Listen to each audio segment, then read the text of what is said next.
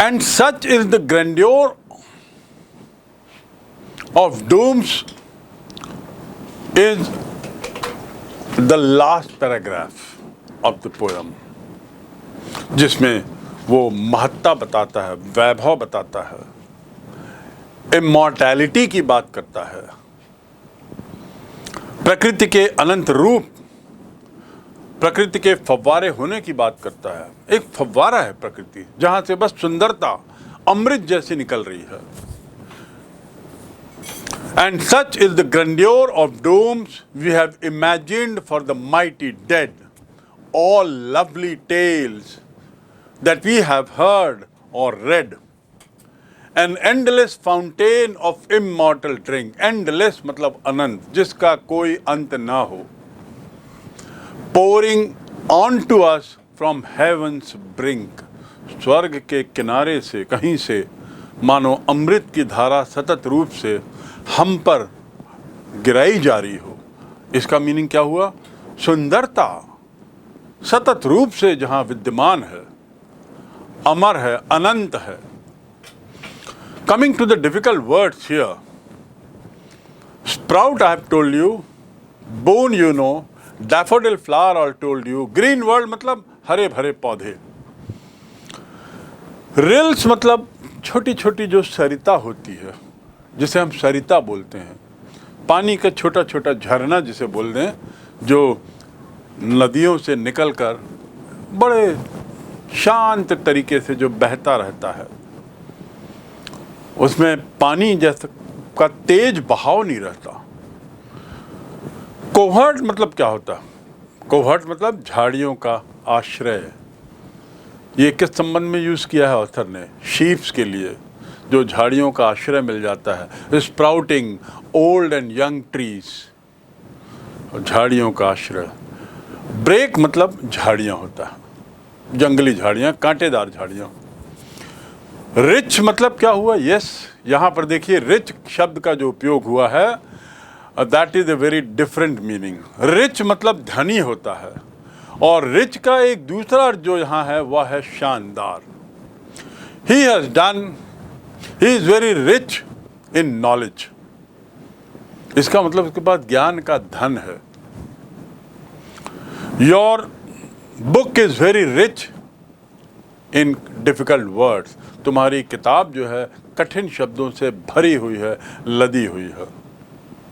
He has a very rich personality मतलब बड़ा शानदार व्यक्तित्व है. रिच पर्सनैलिटी, शानदार व्यक्तित्व. स्प्रिंकलिंग यानी फैला हुआ, फेयर यानी सुंदर, गोरा. और फेयर का एक अर्थ और है, यहां बताना चाहूंगा. You are very fair in judgement. तुम न्याय देने में बहुत फेयर हो, मतलब गलत नहीं करते, उचित करते हो. फेयर मतलब उचित. नो नो नो, मैंने तुम्हें 5 रुपये दिए थे, तुमने मुझे 4 वापस किए, और फिर कह रहे हो 1 रुपया मैं थोड़ी देर बाद दे दूंगा. मैं कहता हूँ no no please, it's fair, it's fine, no problem. Fair, तुमने 4 दे दिया, इट डज. तो फेयर ऑल्सो मीन्स उचित. His behaviour is very fair. उसका जो व्यवहार है बड़ा उचित है. अननेसेसरी ज़्यादा उठा पटक नहीं करता अपने व्यवहार में. Very fair in his behaviour. Musk rose I told you, bloom माने खिलना, फूलों का खिलना. इसीलिए बहुत से स्कूलों के नाम होते हैं बर्ड्स एंड ब्लूम्स. बर्ड माने कलियां और ब्लूम्स माने खिली हुई कलियां. Birds and blooms. ब्लूम माने खिलना. Too many flowers are born to blush unseen. बहुत से फूल खिलते हैं जो कोई देखता नहीं, खासकर जंगलों में. बहुत से सुंदर फूल जंगलों में अनदेखे ही समाप्त हो जाते हैं. अर्थात दुनिया में ऐसे हजारों व्यक्ति हैं जिनकी महत्ता, जिनकी ज्ञान कौशल का लोगों को ज्ञान भी नहीं हो पाता और वे चले जाते हैं. जरूरी नहीं है कि हर कोई प्रसिद्ध हो. बहुत से ऐसे दुनिया में मिलेंगे जो अपने अपने क्षेत्र में बड़े दक्ष हैं, चाहे बोलने में, चाहे लिखने में, या कला में, या भाषा में, या विषय में, या व्यक्तित्व में, लेकिन अनदेखे ही बेचारे बिना प्रशंसा पाए ही वे चले जाते हैं। तो too many flowers are born to blush unseen is a line जिसमें ब्लूम शब्द आता है। ब्लूम माने खिलना, तो ब्लूम माने खिलता है। ग्रैंडियोर आई टोल्ड यू, शानदार। डूम्स मतलब डूम्स डे, मतलब मैंने आपको बताया वह दिन जिसे एक तरीके से पृथ्वी का अंतिम दिन कह सकते हैं। इसके लिए दूसरा शब्द भी है, कयामत का दिन। डूम्स डे मतलब कयामत का दिन, जिस दिन निर्णय होता है कि पूरी पृथ्वी जो है वो अब समाप्त हो जाएगी, कयामत का दिन। टू पोर इनटू मतलब डालना, उड़ेलना। हेवंस ब्रिंक, हेवन के ब्रिंक से क्या उड़ेला जा रहा है, क्या पोर किया जा रहा है? अमृत। ब्रिंक माने किनारा। तो और ऐसी सुंदर चीजें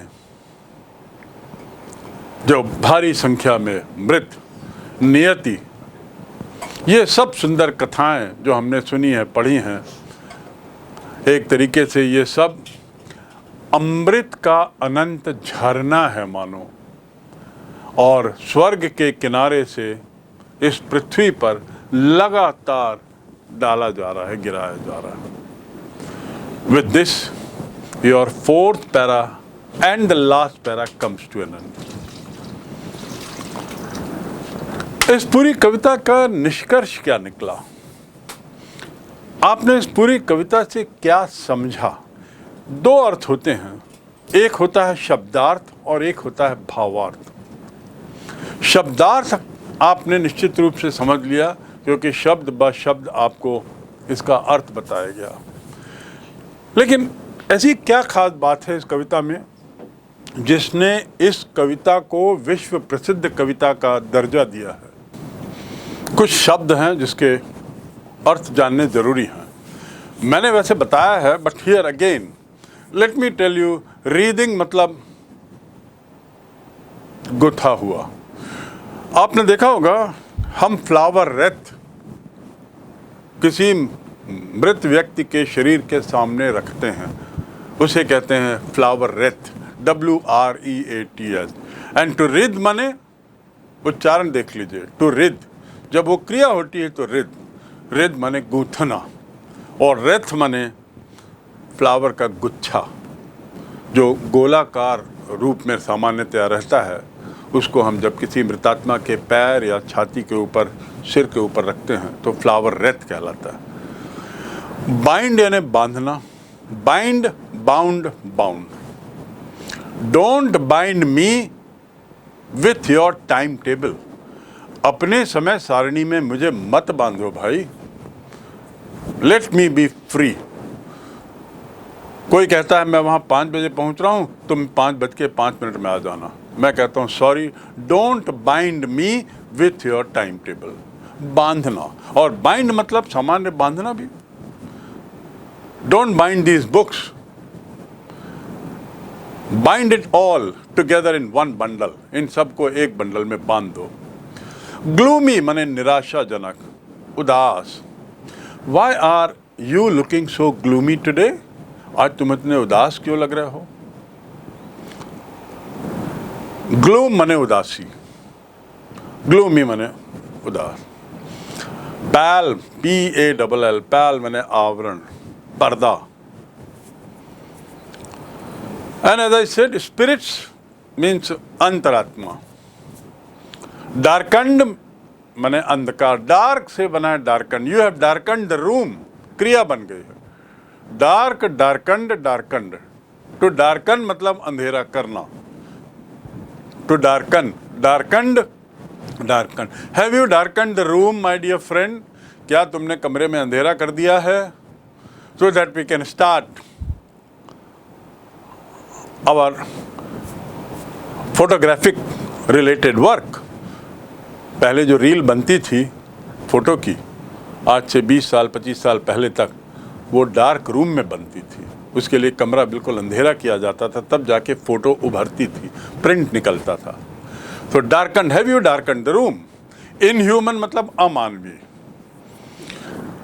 Hitler is notorious for inhuman behaviour. अब देखिए, फेमस मतलब होता है प्रसिद्ध, और नटोरियस मतलब भी होता है प्रसिद्ध।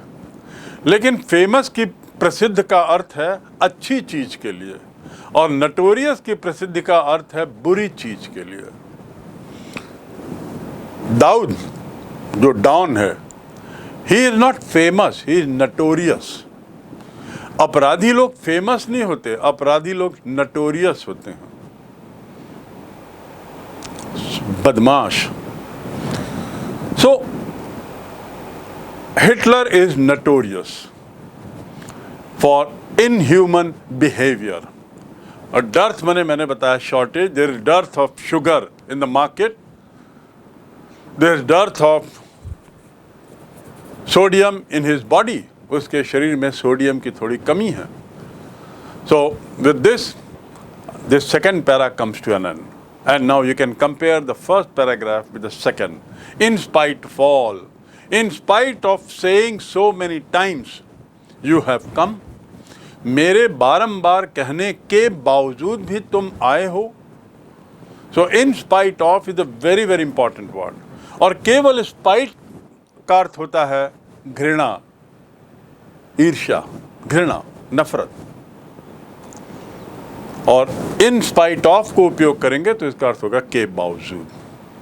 मृतक से उसका तात्पर्य है कि हम एक तरीके से अपने पूर्वजों को जब याद करते हैं, उसकी भी अपनी महत्ता है। ये सभी चीज़ें हमारे जीवन को मधुर, शांत और प्रसन्न चित्त बनाती हैं। They make us live in peace. और प्रलय का वैभव जिसकी हम अपने उन शक्तिशाली मृतकों के लिए कल्पना करते हैं, सारी मनोरम कहानियाँ, सारी मनोहर कहानियाँ जो हम सुनते हैं, and such is the grandeur of the dooms we have imagined for the mighty dead. Imagine करना मतलब कल्पना करना, mighty dead मतलब शक्तिशाली विशाल संख्या में। जो प्रलय के समय, प्रलय का अर्थ क्या होता है? जिसमें मैंने बताया पूरा पृथ्वी समाप्त हो जाए।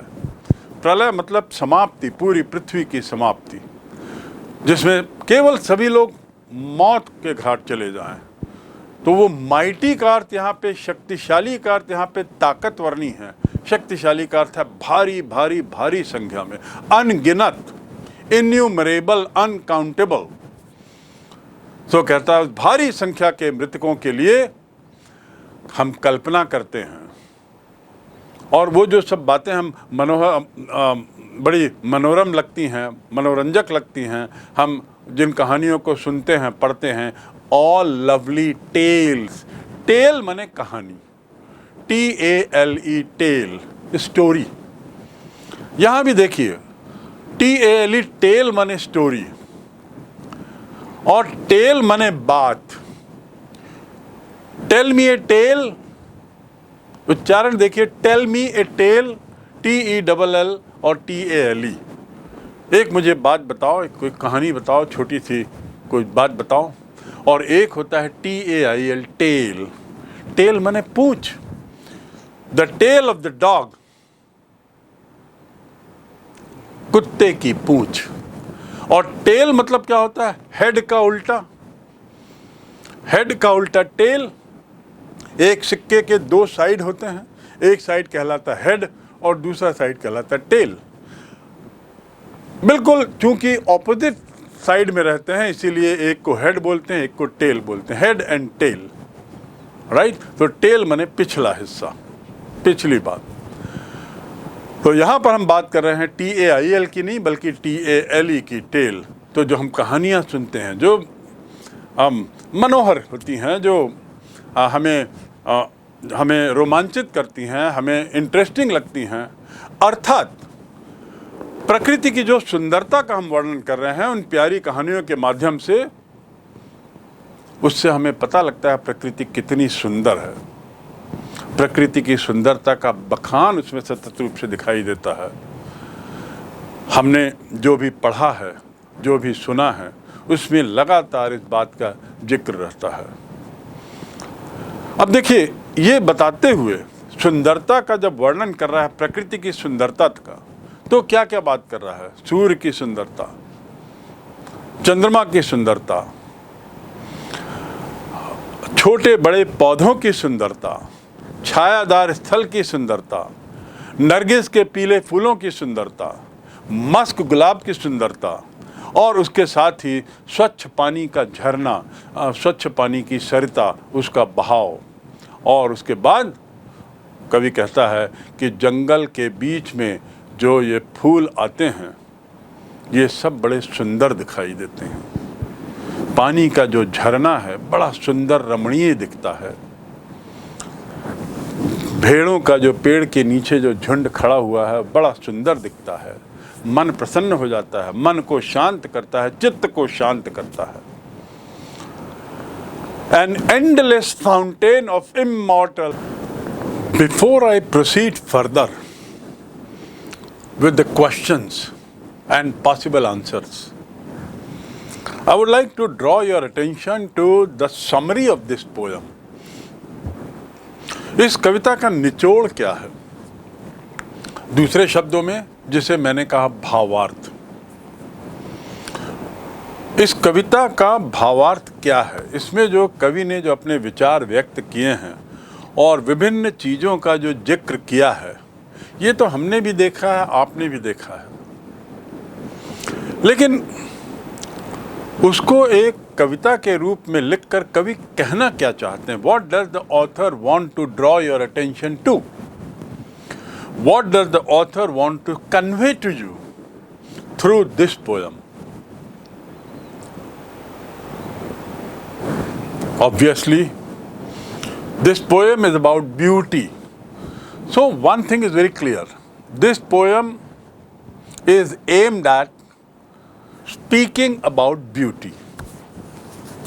Second, as I have been saying repeatedly, this poem is there that speaks of beauty, about beauty and of beauty, दोनों में अंतर है। सुंदरता के बारे में और सुंदरता की। सुंदर चीजों की सुंदरता क्या है? This poem tells you. Third, the author also wants to highlight the importance of nature. प्रकृति की ओर आपका ध्यान खींचना चाहती है। ईश्वर ने, the God has gifted us with such beautiful world. ईश्वर ने हमें बड़ी सुंदर दुनिया दी है। And it has come like pouring of immortal liquid, immortal, जिसे कहेंगे अमृत, something that's never ending. We are fortunate to be a part of this world. The fourth thing that the author wants to say is that it all means that enjoy nature. Enjoy the beauty of nature. Be a part of the nature. Be close to the nature. प्रकृति के निकट रहो, प्रकृति का एक हिस्सा बनो, प्रकृति से का आनंद लो, और प्रकृति की प्रकृति की जो सुंदरता है उसमें अपने को ढाल लो। The last thing that the poet wants to say through this poem is that there is beauty in everything. हर चीज में सुंदरता है। Because everything is given by God, God gifted. तो ये जो प्रकृति है, इस प्रकृति में हर चीज सुंदर है, रमणीय है, मन को शांत करने वाली है। तो निराशा का जो पर्दा हमने अपने ऊपर ढांक लिया है, हताशा जो कई बार हम में छा जाती है, डिस्पोंडेंट जो हम हो जाते हैं, ग्लूमी हो जाते हैं, डिस्पाइट से भर जाते हैं, स्पाइट से भर जाते हैं, ये सब को हटाओ और अपने को सुंदरता से जोड़ो। There is beauty in everything and a thing of beauty is joy forever. हर चीज में सुंदरता है और हर सुंदर चीज का जो आनंद है वो अनंत है। जॉय फॉर एवर, हमेशा के लिए वह आनंदमयी ही रहती है। So stay connected with this earth, with this world, and you will be a better man. This is what is the summary of this poem. Now we move to the last part of the poem, and that is the question answers.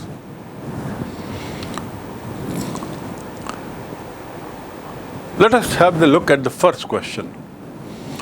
List the things of beauty that author mentions in this poem. List out, सूची बनाओ। To list मतलब सूची बनाना।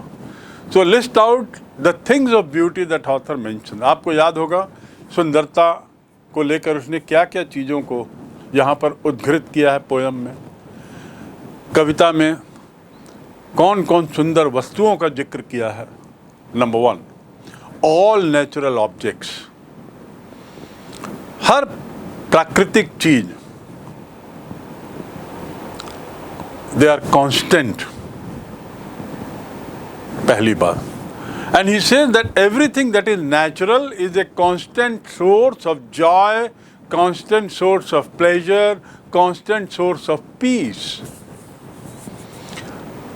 जो जिंदगी की आपाधापी, जिंदगी की निराशा, हताशा में जो हम लोग खो गए हैं, इससे हम बाहर निकलें, प्रकृति की ओर देखें, उसकी सुंदरता का आनंद लें। The sun, the moon, the trees, the stars, young and old trees, daffodils, clear stream of water. Clear मतलब यहाँ क्या है? Stream माने पानी का बहता हुआ झरना, और clear मतलब क्लियर कर दो, मतलब रास्ता क्लियर कर दो, मतलब रास्ते से सब हटा दो, अर्थात साफ कर दो। तो यहाँ क्लियर का अर्थ है साफ। Clear stream of water, the dark but green forest, the blooming Musk roses and many other plants. As these are all provided in nature, we can say that they are many of those natural things which the author has listed in this poem. ये सारी बातें author ने इतनी सारी प्राकृतिक चीज़ों को अपनी कविता में स्थान दिया है। Now let's come to the next question. List the things that cause sufferings and pain. अब ऐसी चीज़ों की सूची बनाएं जिससे हमें कष्ट होता है। सफरिंग यानी कष्ट। टू सफ़र फ्रॉम मतलब किसी चीज़ से कष्ट होना। I am suffering from breathing problem, मुझे सांस लेने में कष्ट हो रहा है। SUFFER। I am suffering from fever, मुझे बीमारी है, मुझे बुखार आ रहा है। I am suffering from the shortage of money,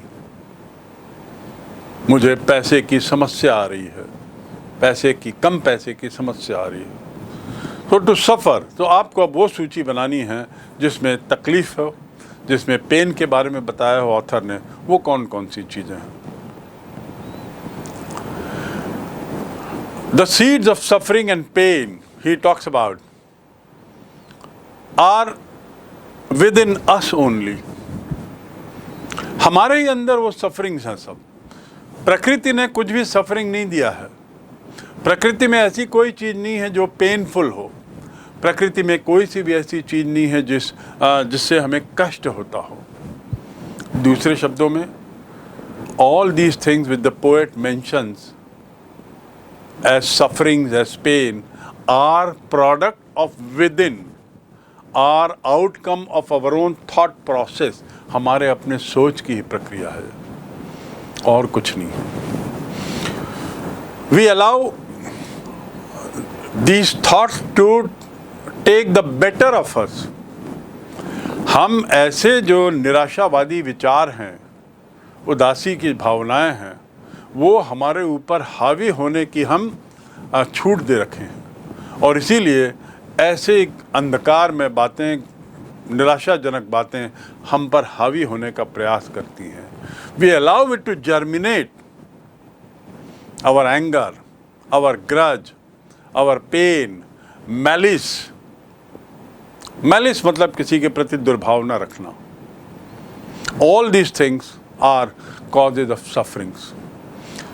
At the same time, he also talks about doomsday and few other things. But what he wants to say is that there is only one thing which is the cause of suffering, and that is our own thoughts. हमारी अपनी सोच ही हमारी तकलीफ है, हमारी अपनी सोच ही हमारा कष्ट है.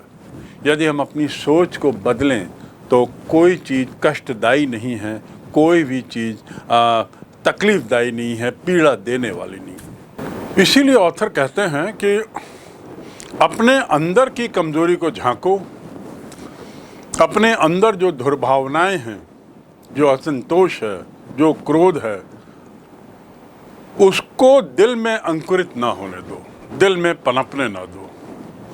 दूसरों के प्रति ईर्ष्या, जलन मन में कड़ुआहट और तकलीफ पैदा करती है, उदासी लाती है, निराशा लाती है, आदि आदि. And that is why author says that such kind of situations and our own doings is the cause of our own pain and of our own sufferings. हमारे अपने स्वयं की तकलीफ के कारण हम स्वयं. This is in fact the gist of the poem. And so you must get rid of all these bad things. अपने अंदर से ये बुरे विचारों को निकालो. And you will be a very fine person. That is assured.